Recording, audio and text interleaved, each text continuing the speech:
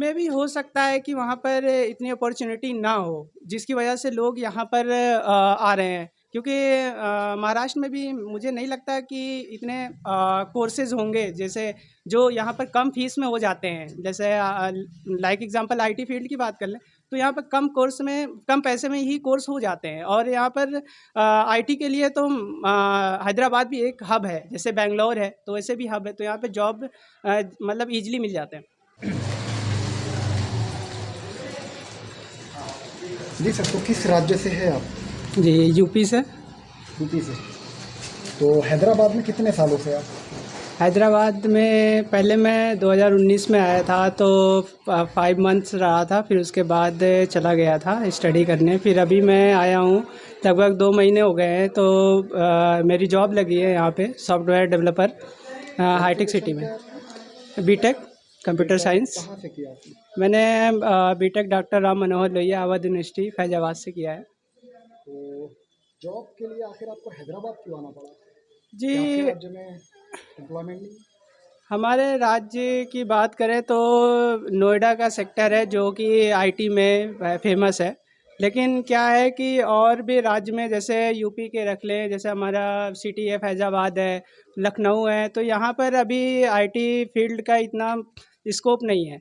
तो जिसकी वजह से क्या हो रहा है कि हमारे राज्य, हमारे सिटी के बच्चे क्या है, ये बाहर निकल के अपने जॉब सर्च कर रहे हैं। जैसे हो गया कि अब हैदराबाद है, तो हैदराबाद को हम कह सकते हैं कि ये आईटी का एक यहाँ पर बहुत बड़ा स्कोप है, तो जिसकी वजह से लोग यहाँ पर जॉब के लिए आते हैं।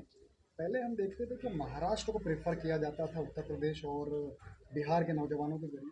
क्या बात है कि आप महाराष्ट्र के बजाय तेलंगाना आते हैं? जी, तेलंगाना का एक फ़ायदा ये है कि यहाँ पर जो है इन्वायरमेंट भी बहुत अच्छा मिल जाता है बच्चों को। क्योंकि यहाँ पर जैसे अमीरपेट का एरिया है, तो यहाँ पर कोचिंग सेंटर भी बहुत से हैं। जैसे आईटी में आपको किसी भी फील्ड में जाना है, तो उसके लिए जैसे लाइक एग्जांपल आप समझ सकते हैं, जैसे जावा है, डॉट नेट है या डेवऑप्स है, कुछ भी आप किसी फील्ड में, तो यहाँ पर कोचिंग सेंटर भी आपको अवेलेबल है। तो आप यहाँ कोचिंग करके अपना कोर्स कंप्लीट करके आप जॉब सर्च कर सकते हैं, और यहाँ पर जॉब भी मिल जाती है। तो इसलिए लोग यहाँ पर प्रीफर करते हैं कि हैदराबाद सिटी बेस्ट है आईटी फील्ड के लिए।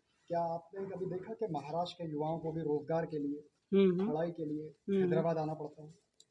मैं अभी जैसे रह रहा हूँ यहाँ पे, तो यहाँ पे मेरे साथ भी महाराष्ट्र के भी बच्चे हैं जो अभी कोर्स कर रहे हैं, डिफरेंट डिफरेंट कोर्स उनके चल रहे हैं। तो वो भी आ रहे हैं, मतलब कोर्स करके वो भी जॉब सर्च कर रहे हैं यहाँ पे। तो क्या वजह क्या लगती है आपको इसके पीछे कि महाराष्ट्र में ऐसे इंस्टीट्यूट नहीं है जो कम से कम फीस में ऐसे कोर्सेज करवा दे, या फिर एम्प्लॉयमेंट के लिए आखिर उन्हें यहाँ क्यों आना पड़ता है?